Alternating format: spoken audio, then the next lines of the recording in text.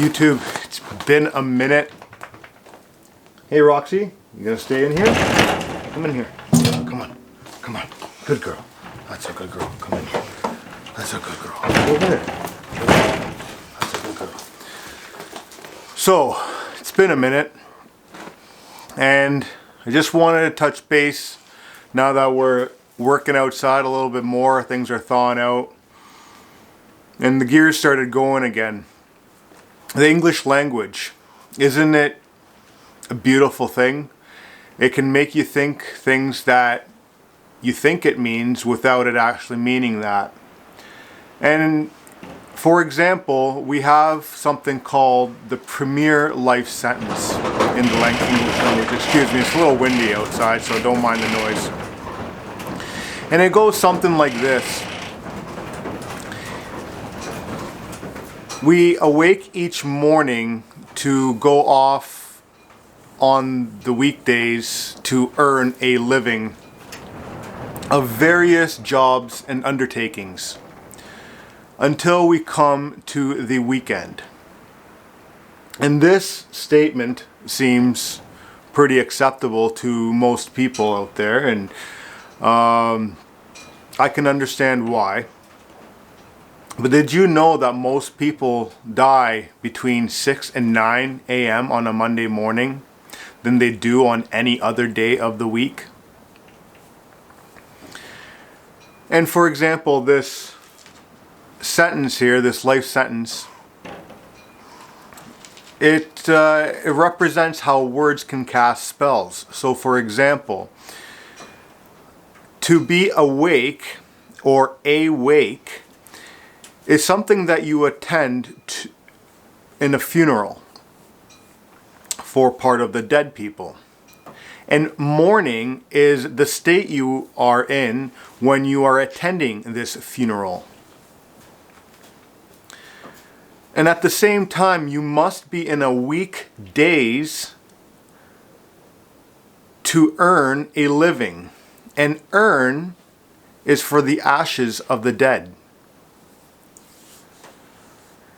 Jobs is a Hebrew name and is also understood as undertakings, is for the prosecuted.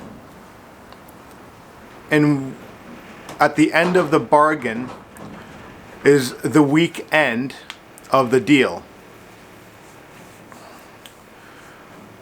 And we become weekend ourselves. And how do we greet ourselves these days? It's hello, and that's how you do it at work. But if you take that into reverse, it's oh hell. And this shows the illusion of what's going on with the English language. And when you go to court, what you read is not actually English. It's called legalese, and it appears as English. So if they can deceive you with words like that, what else can you be deceived with? I'm not one for sports, and I'm a little late probably on this video, but it's because I don't follow sports. But the other day I opened up my Instagram and TikTok to take a look, and it was a Super Bowl halftime show, and people dancing and partying and having a great time from all around the world. And from what I understand, it was about 70,000 people in that event.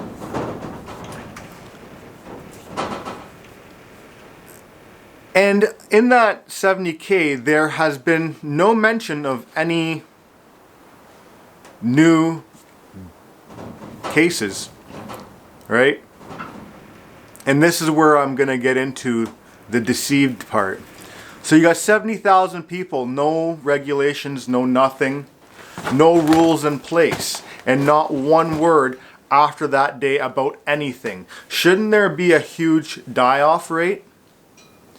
Now, I don't want to be called a conspiracy theory, or conspiracy theorist, but what's been happening these past 2 years, and what I've been talking about, Kimberly's been talking about, and a lot of us conspiracy theorists have been talking about, has come to light. The numbers, the things about the jobs, the corruption that's going on.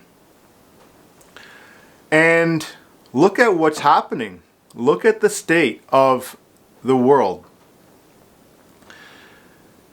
And so I said 2 years ago that I got an email, and basically that email was dictating what's happening on a timeline basis up to this point. And yes, the timelines have shifted, but you can pretty much go and check off the list. And I've been talking about things that are going to be happening, certain camps. And it's funny that watching the Super Bowl, I noticed something. And I'm going to take it back to a Bible verse, 3:16 from Revelations. And it goes something along the lines of, "And he causeth all, both small and great, rich and poor, free and bond, to receive a mark in their right hand or in their forehead." Well, if you noticed on the Super Bowl, the people that were dancing outside of the camps had a mark on only their right hand, which was a light. And they were the ones that were outside of the camps. And if you notice the people inside of those buildings, they had no mark. If you also look around, there's a lot of biblical meaning behind what's happening right now. And if you start reading the scriptures, all this plays out. All this plays out. You also look at the performers and their symbols and the dancers and the symbols that they're making. So you look at the state of the world right now, and especially here in Canada, and now we have supposedly a small fringe minority that is not liked, which has actually come out to be the majority. And I think it's on 3 weeks right now, and there is no store looted. There's no businesses burned. There's no murders. The crime rate is at its all-time low. Yet people want to believe what they're seeing on TV. And now that the majority has stood up to what's going on, it's a war is declared, an emergency against the people. If you cannot see from this point on that we're into some troubled times or headed towards some very troubled times, you need to give your head a shake. If they wanted a peaceful resolution, they know what to do. They know to go and talk to the people that are standing waiting for them. But they're going around in circles, doing everything possible, and now this is the state we're in.